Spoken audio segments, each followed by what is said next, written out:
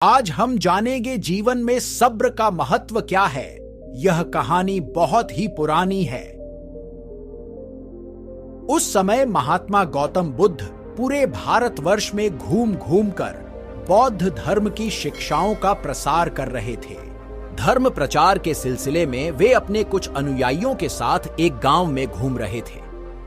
काफी देर तक भ्रमण करते रहने से उन्हें बहुत प्यास लग गई थी। प्यास बढ़ता देख उन्होंने एक शिष्य को पास के गांव से पानी लाने के लिए कहा। शिष्य जब गांव में पहुंचा तो उसने देखा कि वहां एक छोटी सी नदी बह रही है, जिसमें काफी लोग अपने वस्त्र साफ कर रहे थे और कई अपने गायों को नहला रहे थे। इस कारण नदी का पानी काफी गंदा हो गया था। शिष्य को नदी के पानी का यह हाल देख लगा कि गुरुजी के लिए यह गंदा पानी ले जाना उचित नहीं होगा। इस तरह वह बिना पानी के ही वापस आ गया। लेकिन इधर गुरुजी का तो प्यास से गला सूखा जा रहा था, इसलिए पुनः उन्होंने पानी लाने के लिए दूसरे शिष्य को भेजा। इस बार वह शिष्य उनके लिए मटके में पानी भर कर लाया। यह देख महात्मा बुद्ध थोड़ा आश्चर्यचकित हुए। उन्होंने शिष्य से पूछा, गांव में बहने वाली नदी का पानी तो गंदा था, फिर ये पानी कहां से लाए? शिष्य बोला, हां गुरुजी, उस नदी का जल सही में बहुत गंदा था, परंतु जब सभी अपना कार्य खत्म करके चले गए तब मैंने कुछ देर वहां ठहरकर पानी में मिली, मिट्टी के नदी के तल में बैठने का इंतजार किया। जब मिट्टी नीचे बैठ गई तो पानी साफ हो गया, वही पानी लाया हूं। महात्मा बुद्ध शिष्य का यह उत्तर सुनकर बहुत खुश हुए तथा अन्य शिष्यों को एक शिक्षा दी कि हमारा जीवन भी नदी के जल जैसा ही है। जीवन में अच्छे कर्म करते रहने से यह हमेशा शुद्ध बना रहता है, परंतु अनेकों बार जीवन में ऐसे भी क्षण आते हैं जब हमारा जीवन दुख और समस्याओं से घिर जाता है। ऐसी अवस्था में जीवन समान यह पानी भी गंदा लगने लगता है। मित्रों, इसलिए हमें जीवन में दुहक और बुराइयों को देखकर अपना साहस नहीं खोना चाहिए और धैर्य रखना चाहिए। गंदगी समान ये समस्याएं स्वयं ही धीरे धीरे खत्म हो जाती हैं। गौतम बुद्ध की दूसरी स्टोरी, अपने दुखों का कारण आप ही है। एक समय की बात है, भगवान बुद्ध एक नगर में घूम रहे थे। उस नगर के आम नागरिकों के मन में बुद्ध के विरोधियों ने यह बात बैठा दी थी कि वह एक ढोंगी है और हमारे धर्म को भ्रष्ट कर रहा है। इस वजह से वहां के लोग उन्हें अपना दुश्मन मानते थे।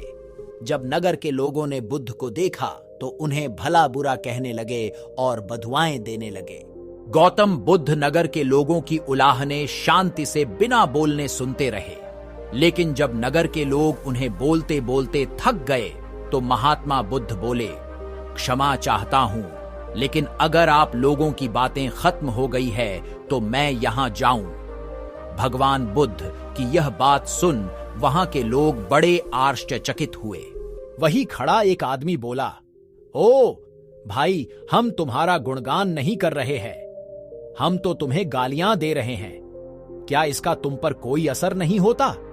बुद्ध बोले, आप सब मुझे चाहे जितनी गालियां दो, मैं उन्हें लूंगा ही नहीं। आपके गालियां देने से मुझ पर कोई असर नहीं पड़ता जब तक कि मैं उन्हें स्वीकार नहीं करता। बुद्ध आगे बोले, और जब मैं इन गालियां को लूंगा ही नहीं तो यह कहां रह जाएगी? निश्चित ही आपके पास।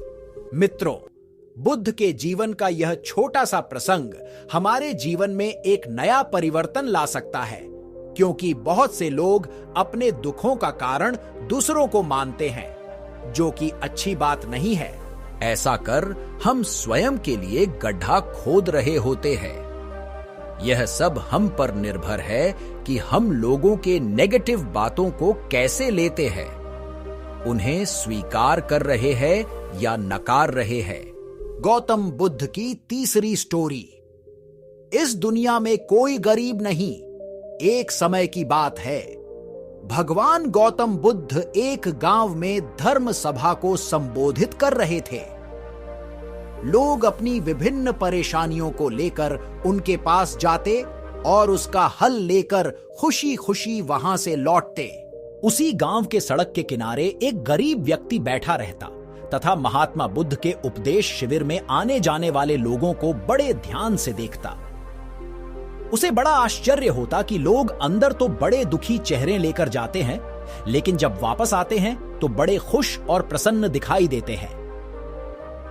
उस गरीब को लगा कि क्यों न वो भी अपनी समस्या को भगवान के समक्ष रखे। मन में यह विचार लिए वह भी महात्मा बुद्ध के पास पहुंचा। लोग पंक्तिबद्ध खड़े होकर अपनी समस्या को बता रहे थे। जब उसकी बारी आई तो उसने सबसे पहले महात्मा बुद्ध को प्रणाम किया और फिर कहा, भगवान, इस गांव में लगभग सभी लोग खुश और समृद्ध हैं, फिर मैं ही क्यों गरीब हूं? इस पर उन्होंने मुस्कुराते हुए कहा, तुम गरीब और निर्धन इसलिए हो क्योंकि तुमने आज तक किसी को कुछ दिया ही नहीं। इस पर वह गरीब व्यक्ति बड़ा आश्चर्यचकित हुआ और बोला, भगवान, मेरे पास भला दूसरों को देने के लिए क्या होगा? मेरा तो स्वयं का गुजारा बहुत मुश्किल से हो पाता है। लोगों से भीख मांगकर अपना पेट भरता हूं। भगवान बुद्ध कुछ देर शांत रहे, फिर बोले, तुम बड़े अज्ञानी हो। औरों के साथ बांटने के लिए ईश्वर ने तुम्हें बहुत कुछ दिया है। मुस्कुराहट दी है जिससे तुम लोगों में आशा का संचार कर सकते हो। मुख दिया है ताकि लोगों से दो मीठे शब्द बोल सकते हैं, उनकी प्रशंसा कर सकते हो। दो हाथ दिए हैं, लोगों की मदद कर सकते हो। ईश्वर ने जिसको ये तीन चीजें दी हैं, वह कभी गरीब और निर्धन हो ही नहीं सकता। निर्धनता का विचार आदमी के मन में होता है, यह तो एक भ्रम है, इसे निकाल दो। कभी भी मन में निर्धनता का भाव उत्पन्न न होने दो, गरीबी अपने आप दूर हो जाएगी। भगवान बुद्ध का संदेश सुनकर उस आदमी का चेहरा चमक उठा और उसने इस उपदेश को अपने जीवन में उतारा, जिससे वह फिर कभी दुखी नहीं हुआ। गौतम बुद्ध की चौथी स्टोरी, अहंकार का उपहार। महात्मा बुद्ध के पास सेठ रतनचंद दर्शन को आए तो साथ में ढेरों साम्राज्ञी उपहार स्वरूप लाए। वहां उपस्थित जन समूह एक बार तो वाह वाह कर उठा। सेठ रतनचंद का सिर तो गर्व से तना जा रहा था। बुद्ध के साथ वार्तालाप प्रारंभ हुआ तो सेठ ने बताया कि इस नगर के अधिसंख्य चिकित्सालयों, विद्यालयों और अनाथालयों का निर्माण मैंने ही कराया है। आप जिस सिंहासन पर बैठे हैं वह भी मैंने ही भेंट किया है, आदि आदि। कई दान सेठ जी ने गिनवा दिए। सेठ जी ने जब जाने की आज्ञा चाही तो बुद्ध बोले, जो कुछ साथ लाए थे सब यहां छोड़कर जाओ। सेठ जी चकित होकर बोले, प्रभु, मैंने तो सब कुछ आपके समक्ष अर्पित कर दिया है। बुद्ध बोले, नहीं, तुम जिस अहंकार के साथ आए थे उसी के साथ वापस जा रहे हो। यह सांसारिक वस्तुएं मेरे किसी काम की नहीं। अपना अहम यहां त्याग कर जाओ, वही मेरे लिए बड़ा उपहार होगा। महात्मा बुद्ध का यह कथन सुनकर सेठ जी उनके चरणों में नतमस्तक हो गए।